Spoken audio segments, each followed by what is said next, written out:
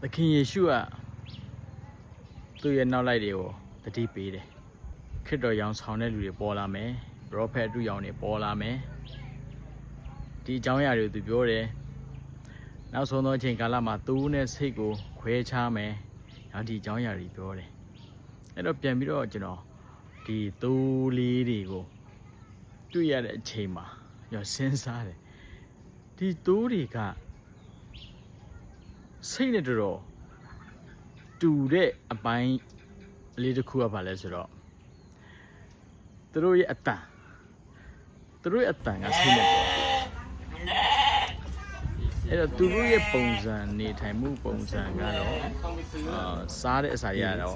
စိတ်နဲ့တူတယ်ဒါပေမဲ့သူတို့ရဲ့အမွေးတွေကတော့စိတ်ထက်ပို့ပြီးတော့နူးညံ့တယ်ပေါ့နော်နောက်ပြီးတော့သူတို့ရဲ့အနေအထိုင်ကနူးညံ့တယ်သိမ်မွေ့တယ်ဒီနောက်ပြီးတော့သခင်ယေရှုကိုပုံဆောင်တဲ့သိုးလေးကိုပူဇော်ခြင်းမှာကျွန်တော်ကြည့်တဲ့အခါကျတော့တနစ်သားသိုးလေးကကျွန်တော်စိတ်ထင်ဒီလိုလေးတပွေလေးပဲထင်တာမဟုတ်ဘူးเนาะအခုလိုမျိုးဒီမှာတွေ့ရတဲ့သိုးဆိုရင်ဒါတနစ်မပြည့်သေးဘူးလေတော်တော်လေးကိုကြီးနေပြီเนาะအဲ့ဒါလေးတွေလိုက်ကြည့်တဲ့အခါသခင်ယေရှုသတိရမိတယ်နောက်သခင်ယေရှုသတိပေးတဲ့ဒီ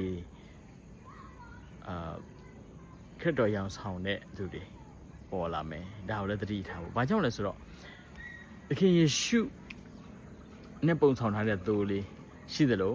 စာဒမဏနဲ့ပုံဆောင်တဲ့စိတ်ကလေးရှိတယ်အဲ့တော့သူတို့ကခက်ဆင်တယ်အတန်ကလည်းတူတယ်ဆိုတော့အဲ့ဒါသတိထားစရာကျွန်တော်နောက်ဆုံးသောအချိန်ကာလမှာဒီအတန်တူတဲ့စာဒမဏရဲ့နောက်လိုက်တွေအများကြီးရှိတယ်စာဒမဏကိုယ်တိုင်ကဒီနောက်ဆုံးသောအချိန်ကာလမှာသခင်ယေရှုလိုမျိုးသခင်ယေရှုဒုတိယကြိမ်ကြွလာတဲ့ပုံစံမျိုးအတုကိုလည်းသူလောက်အောင်ပါတယ်ဒါကြောင့်မလို့ချစ်တော်ညီကိုကတော့ပေါ့တော့ကျွန်တော်သတိထားစရာတွေကျွန်တော်ပတ်ဝန်းကျင်အများကြီးပဲရှိနေတယ်ခရစ်တော်ရောင်ဆောင်တဲ့သူတွေခရစ်တော်အတန်လိုမျိုးတူတဲ့သူတွေလည်းရှိတယ်ဒါကြောင့်မလို့နောက်ဒီသူလေးတွေကိုကြည့်ပြီးတော့မှညသင်ခန်းစာလေးတန်ဝေကလေးရတယ်ဘာကြောင့်လဲဆိုတော့စာဒမဏကသခင်ယေရှုနီးပါးလောက်တူအောင်သူကတူနိုင်တဲ့သူဖြစ်တယ်ဒါကြောင့်မလို့ဘုရားသခင်နှုတ်ကပတ်တော်ကိုတိတိကျကျကျွန်တော်မလေ့လာဘူးမဖတ်ဘူးနှုတ်ကပတ်တော်ထဲကယတနာတွေကိုကျွန်တော်တို့မတူးဆွားယူဘူးဆိုရင်တော့စာဒမဏရဲ့အတန်သူလေးရဲ့အတန်နဲ့တူတော့စိတ်ရဲ့အတန်နောက်ကိုကျွန်တော်တို့လိုက်သွားမိလိမ့်မယ်အဲ့ဒါကိုတော့ကျွန်တော်သတိထားဖို့ရန်အတွက်လာပြီးတော့ကျွန်တော်တတိပေးခြင်းပါတယ်အားလုံး